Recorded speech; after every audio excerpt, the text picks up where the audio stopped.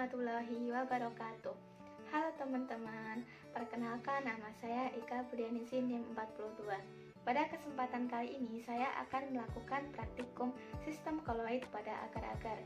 Tujuan pada praktikum kali ini yaitu yang pertama, mengetahui jenis koloid pada agar-agar. Yang kedua, mengetahui cara pembuatan koloid pada agar-agar.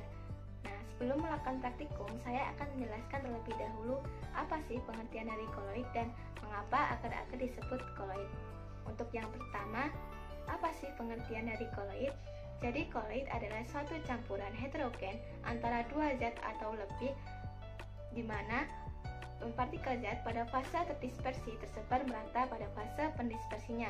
Fase terdispersi di sini biasa disebut dengan zat larut, sedangkan fase pendispersi biasa disebut dengan zat pelarut.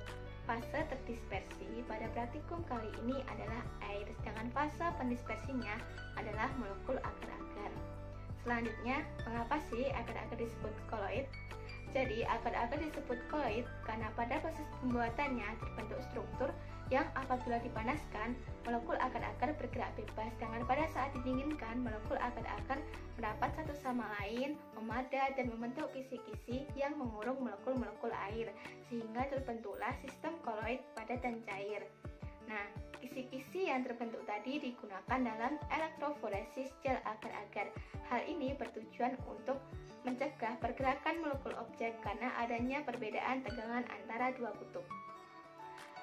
Nah, agar-agar termasuk dalam sifat koloid liofil, di mana koloid liofil adalah koloid yang menyerap atau mengabsorpsi cairan sehingga terbentuk selubung di sekeliling koloid tersebut.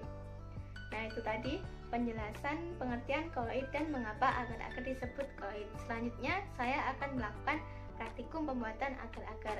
Alat yang digunakan pada praktikum kali ini yaitu ada pengaduk, cetakan agar-agar, dan panci.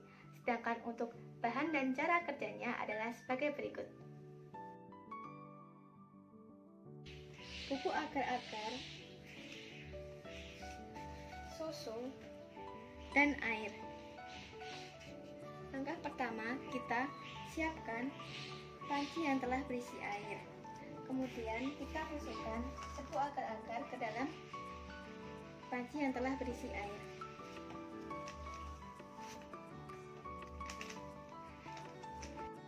Selanjutnya kita panaskan agar-agar dengan menyalakan kompor dan kita aduk perlahan-lahan. Nah, pada proses pemanasan ini molekul agar-agar dan air bergerak bebas. Kemudian kita masukkan susu dan kita aduk. Kita tunggu hingga mendidih. Langkah selanjutnya kita tuangkan agar-agar ke dalam cetakan. Kemudian kita dinginkan. Nah, pada proses pendinginan ini molekul agar-agar merapat satu sama lain, memadat, dan membentuk kisi-kisi sehingga mengurung molekul-molekul air. Nah, dari praktikum yang dilakukan diperoleh data pengamatan. Untuk perlakuan yang pertama, ketika dimasukkan serbuk agar-agar ke dalam panci yang telah berisi air, berdasarkan pengamatan, serbuk agar-agar tersebut tidak larut. Kemudian saat serbuk agar-agar dan air dipanaskan, serbuk agar-agar menggumpal. Yang ketiga, ketika serbuk agar-agar dan air dipanaskan sambil diaduk, serbuk agar-agar larut. Saat ditambahkan susu kental manis dan diaduk hingga mendidih, campuran susu kental manis, serbuk agar-agar, dan air tadi larut. Kemudian saat agar-agar dimasukkan ke dalam cetakan dan ditunggu hingga dingin, campuran tersebut memadat.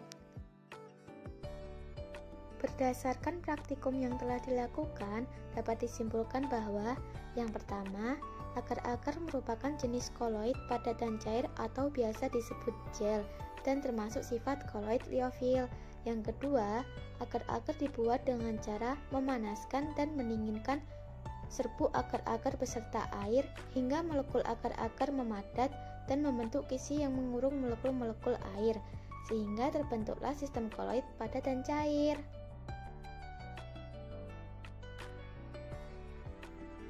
Terima kasih, semoga video ini bermanfaat. Wassalamualaikum warahmatullahi wabarakatuh.